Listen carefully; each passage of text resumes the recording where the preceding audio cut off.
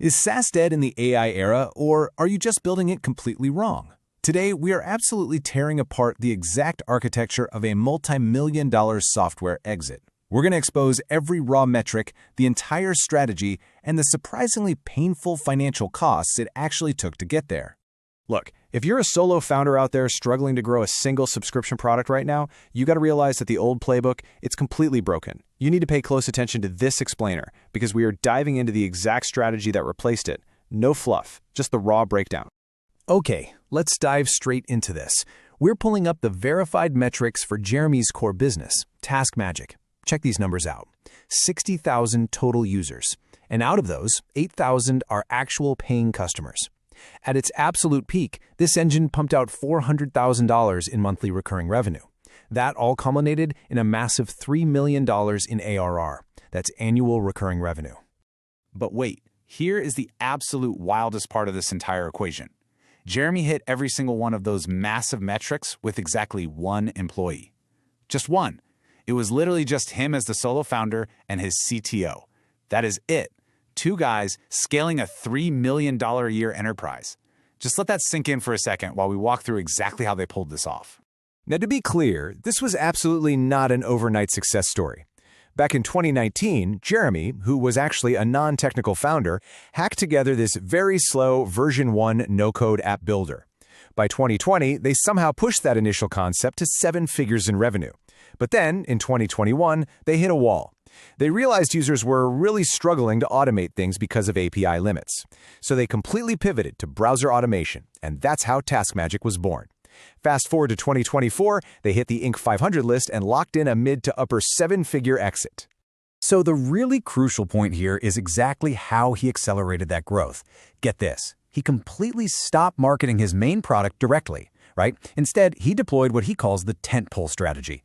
Basically, this means building small, highly specific side products that rank purely on SEO. These little tools then autonomously funnel paid users straight into the core main product. Think of your main software as the giant center pole holding up a tent, and all these little mini tools are the stakes out on the edges, driving the traffic inward.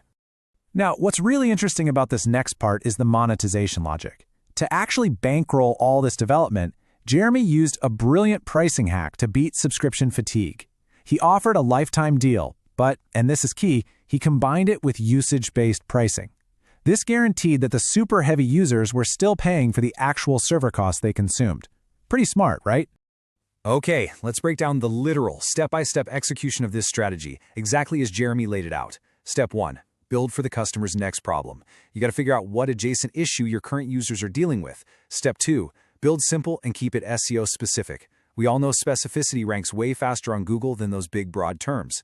Step 3, hit a natural upgrade path. So when a user reaches a limit in your mini tool, there has to be a seamless, super obvious button to upgrade to your core product. And finally, step 4, stack an ecosystem. Just keep building mini tools that constantly feed into one another. You can totally see how this brilliant cross-selling funnel operates in the real world. Let's say a user needs leads, so they go out and find leadquest.ai. Great, but once they have those leads, well, they need to email them, right?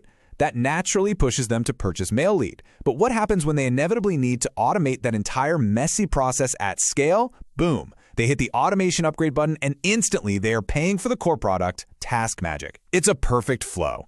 And just to prove how aggressively effective this whole ecosystem is, that simple side product, Mail Lead, the highly specific outbound email tool built purely for SEO lift, that brought in almost $1 million of revenue entirely on its own. Seriously, that is a 7-figure revenue stream coming from a side product that was designed solely to funnel users to the main software.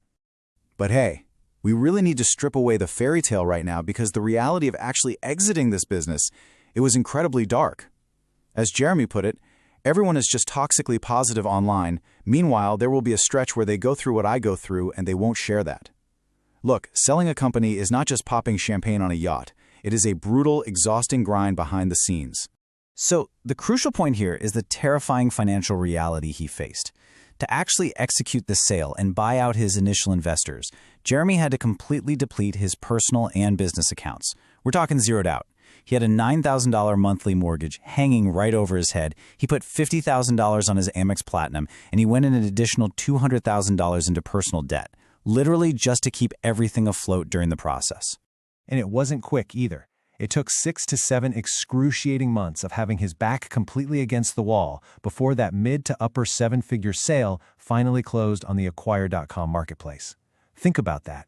That's over half a year of operating in a totally dark, highly stressed place, terrified of losing the house he just moved his wife and young daughter into, all before seeing a single dime from the actual exit. All right, let's lock in the hard data right now. Here is your fast-paced core recap of every single quantified metric we went over today. 60,000 total users, 8,000 paying customers, a peak of $3 million in annual recurring revenue, run by exactly one employee alongside the founder, successfully sold for a mid to upper seven-figure exit after 6 to 7 months of intense stress. And it was all fueled entirely by a lifetime deal plus usage-based pricing model and driven by that brilliant Tentpole SEO ecosystem strategy.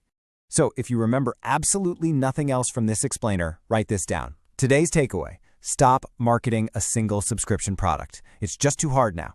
Instead, build an ecosystem of highly specific SEO-optimized utility tools that naturally cross-sell your core software. You are selling specific functionality to solve problems now, not just general access. All right, now I really want to hear from you. We've got a hardcore debate on our hands based on these numbers. Is Jeremy's Tentpole strategy a stroke of absolute genius ecosystem design, or is building a bunch of mini tools actually a massive, dangerous distraction from perfecting your core product? I want you to take a side, and you have to defend your position.